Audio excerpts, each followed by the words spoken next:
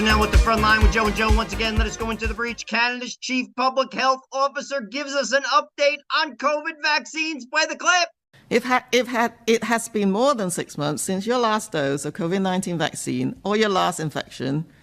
Your protection from the virus may have waned.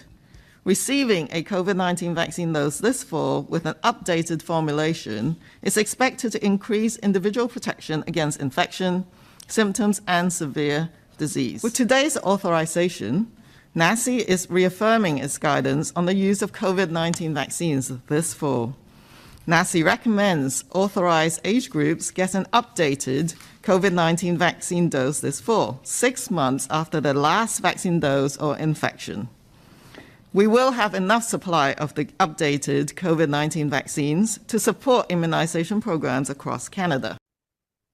Lady, I can't hear what you're saying. You got something in front of your mouth. Supreme Court of Canada rules against Justin Trudeau. What does he care? He doesn't care what the Supreme Court says or the rule of law. Play the clip. Breaking news, huge win, folks. The Supreme Court of Canada has said that Trudeau can't stop provincial resource development. The Supreme Court of Canada ruled against Trudeau's No More Pipelines law. Huge news, but here is the main takeaway. Trudeau can't tell Scott Moe or Danielle Smith or Francois Legault that they can't develop resources to create good jobs in their province. Now, the Canadian Taxpayers Federation, we were official interveners at the Supreme Court of Canada because when governments stop resource development, taxpayers pay.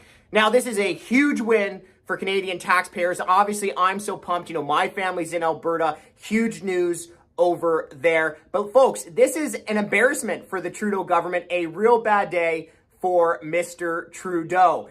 Now, I just want to give a couple shout outs. Thank you to our supporters who made sure that our lawyers could be at the Supreme Court of Canada sticking up for taxpayers and Canadian resource development. And a huge kudos to our lawyers for making great arguments in the Supreme Court. Again, folks, huge news, great news.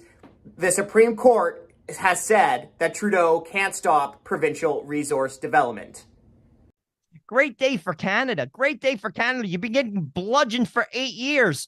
For crying out loud, open your eyes. Do you think he cares what the Supreme Court says? He's just going to twist the law and do what he wants anyway. That's the process. That's what he does. Get it through your head. There is no winning here. Get rid of Trudeau. Justin Trudeau puts on his tough guy face. Hamas are terrorists? No kidding, Justin. Play the clip. So let me be very clear. Hamas terrorists aren't a resistance. They're not freedom fighters.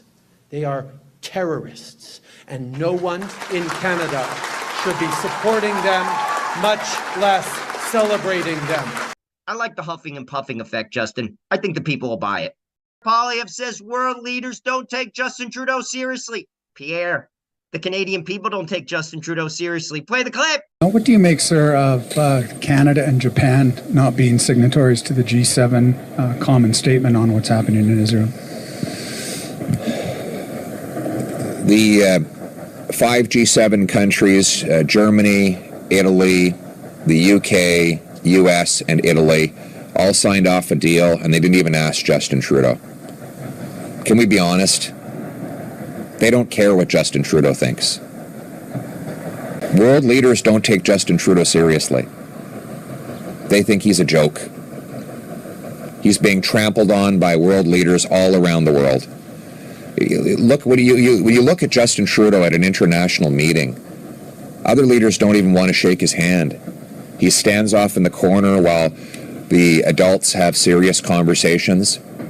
They know that he's decimated our military, that he embarrasses our country on the world stage, that he allowed a Nazi to be recognized at the state visit of the Ukrainian president, that he has no idea what he's talking about on matters of foreign policy. And they're tired of his pointless, meaningless virtue signaling that's backed up with no substance whatsoever. So right now, unfortunately, as long as Justin Trudeau's around, we will have no influence on the world stage.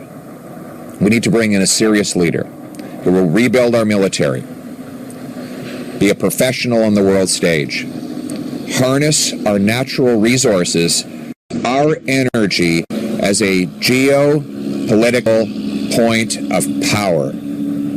We could be breaking European dependence on Putin by selling our liquefied natural gas, but Trudeau blocks it because he doesn't think there's a business case. We could displace oil from Russia, from Iran, and other dictatorships if Justin Trudeau would stop waging war on our energy sector. We could be selling our civilian-grade uranium so that foreign countries could break their dependence on coal-fired electricity and build nuclear power plants. But these are all things that Justin Trudeau has failed to do because he is not a serious leader and the rest of the world looks at him as a joke.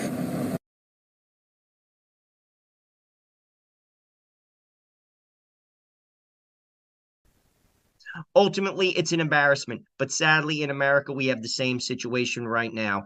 America elected Joe Biden. Another embarrassment. And that is an apolitical statement. That's an objective statement.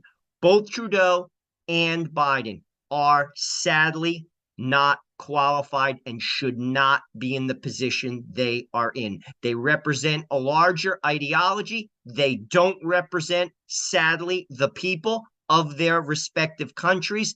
And frankly, the proof is in the pudding. You tell a good tree by the fruit it bears. But then again, Trudeau has good hair. Justin Trudeau is committed to balancing the budget. Really? Play the clip. What the economy needs is a plan for growth and investment. And what Canadians need are leaders who will tell them the truth. The commitment needs to be a commitment to grow the economy, and the budget will balance itself. We are committed to balancing the budget in 2019. This was supposed to be the year the Liberals balanced the budget. And we will balance the budget in 2019. But there are deficits as far as the eye can see. That we will be balancing the budget in 2019.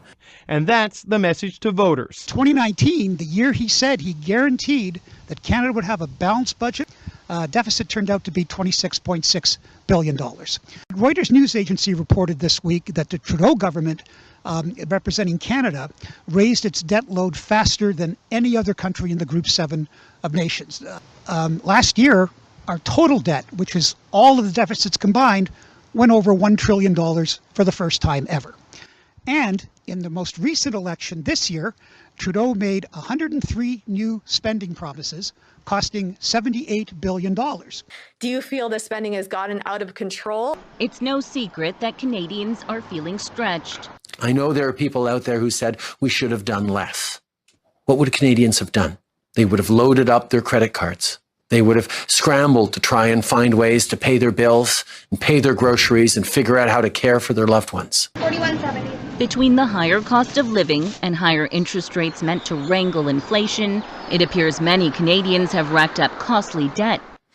We made a very specific and deliberate choice. We decided to take on that debt to prevent Canadians from having to do it. The CMHC says families and the entire economy will be more vulnerable. I know there are people out there who said we should have done less. This bankruptcy advisor says it's been his busiest month in years. The commitment needs to be a commitment to grow the economy, and the budget will balance itself. I live in a van. Just say you still live in a van. The budget will balance itself. Interesting. The Canadian Federal Court of Appeals is hearing arguments which is challenging Trudeau's government travel vaccine mandate. Play the clip. Hello, everybody. I'm in Ottawa with Sean. As you know, we did fight the vaccine travel mandate last year in the federal court. We didn't win, and we decided to appeal, and that was this morning. So what do you think, Sean, will happen, or what is your impression of that hearing this morning here in Ottawa? Good question. I'm not feeling overly confident, especially due to the fact that we learned last night that the three judges that were appointed to this case at the Federal Court of Appeal were Quebec judges, French judges, essentially, and that all three of them were appointed by the former Attorney General David Lametti. So it's not a vote of confidence, I guess. In my mind, I don't see us. I don't know. We'll see what happens. We have a very, very strong case. Our lawyers did a phenomenal job in presenting the information. We had some amazing arguments, and we'll just have to see where the cards fall, I guess. And speaking about the arguments, the first judge said the case is moot because, the vaccine mandates have been lifted. So we don't want to hear your case.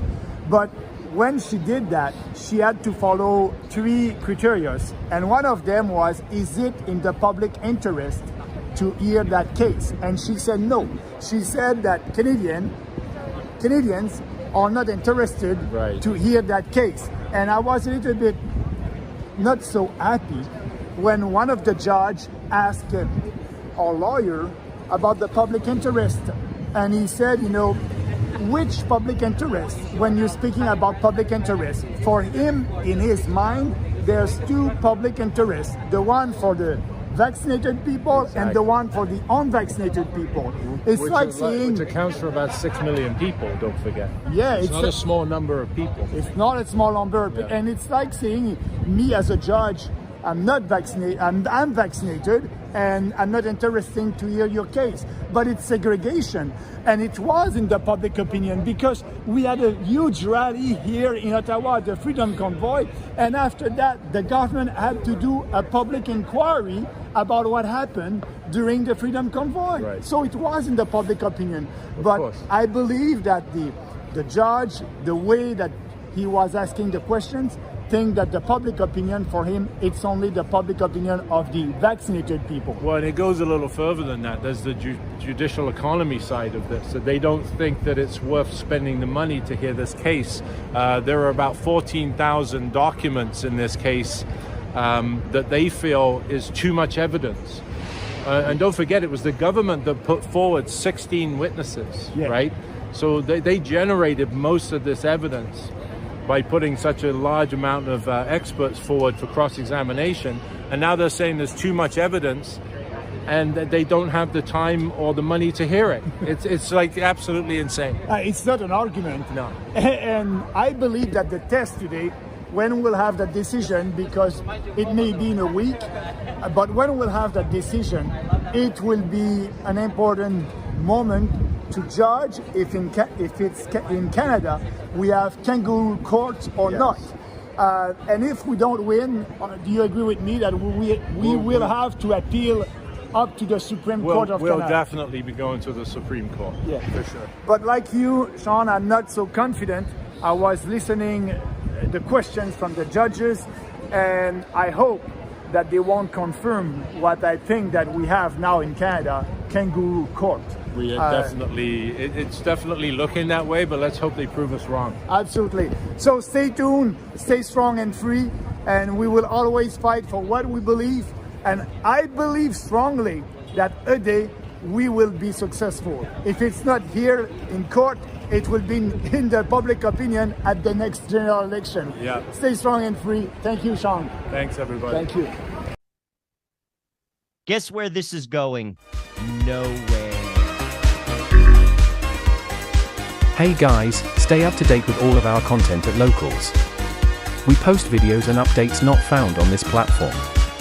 Thank you for your support.